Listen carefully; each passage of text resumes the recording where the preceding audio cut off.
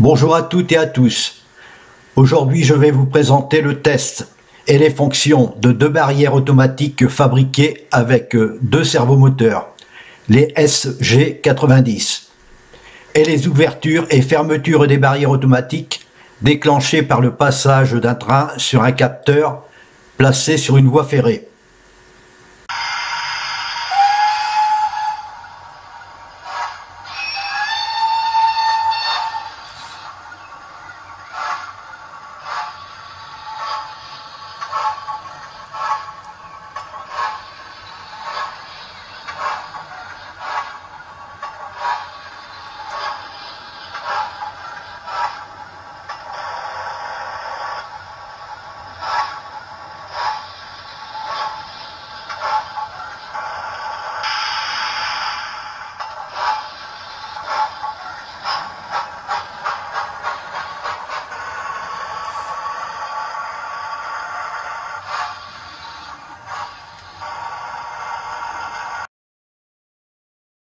Pour la démonstration et le test, les barrières automatiques ont été confectionnées avec simplicité. Elles ont été collées sur les palonniers des servomoteurs SG90, commandés par le module de commande Dual Servo. Et c'est après le test que l'on pourra en fabriquer d'autres beaucoup plus adaptés avec une tringlerie fixée sur les palonniers des servomoteurs que l'on pourra cacher discrètement sous la maquette d'un réseau ferroviaire. Le module de commande Dual Servo qui est conditionné pour programmer et faire fonctionner les deux servomoteurs simultanés, branchés sur les broches GND, volt, courant continu et signal. Sa tension d'alimentation électrique est de 5 à 6 volts.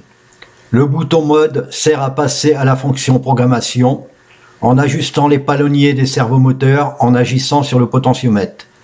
Et la mise en marche des palonniers des servomoteurs se fait en appuyant à nouveau sur le bouton mode. Réglage des palonniers des servomoteurs pour programmer l'ouverture et la fermeture des barrières avec le potentiomètre et le bouton mode.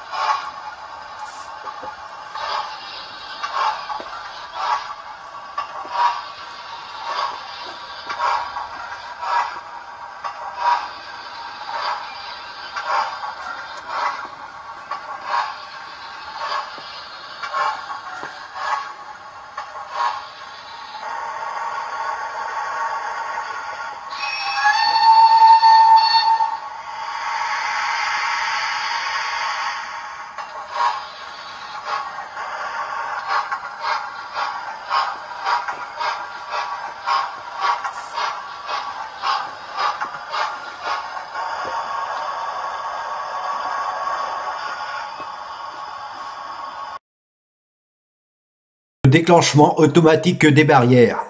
Alors, comment faire?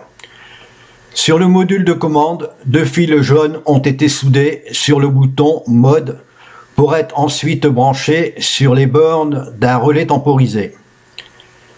Car c'est le relais temporisé qui, à son tour, va remplacer le bouton manuel marche-arrêt du module de commande pour déclencher l'ouverture et la fermeture automatique temporisée des barrières par le passage d'un train. Action des barrières par le passage d'un train avec le module de commande et un détecteur d'occupation personnalisé.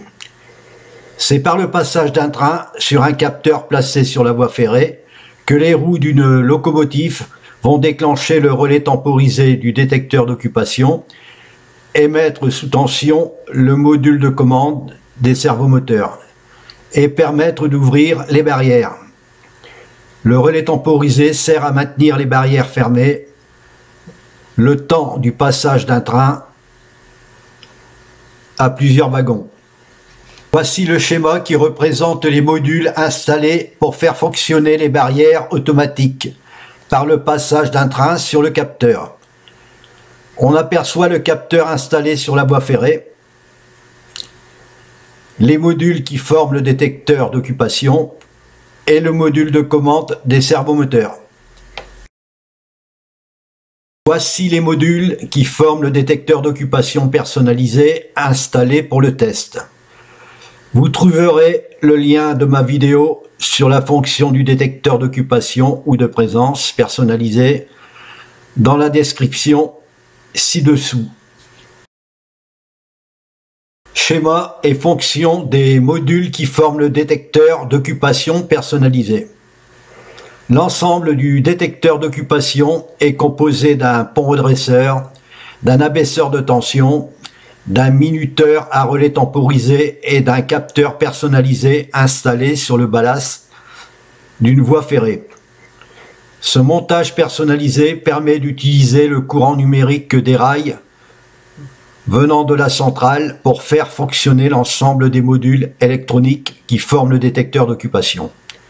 Un automatisme ferroviaire qui sert à envoyer un signal électrique par le passage des roues d'un train sur un capteur pour déclencher l'ouverture d'un minuteur à relais temporisé.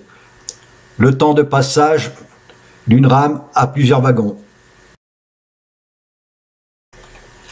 Fermeture et ouverture des barrières automatiques par le passage d'une locomotive sur le capteur de déclenchement.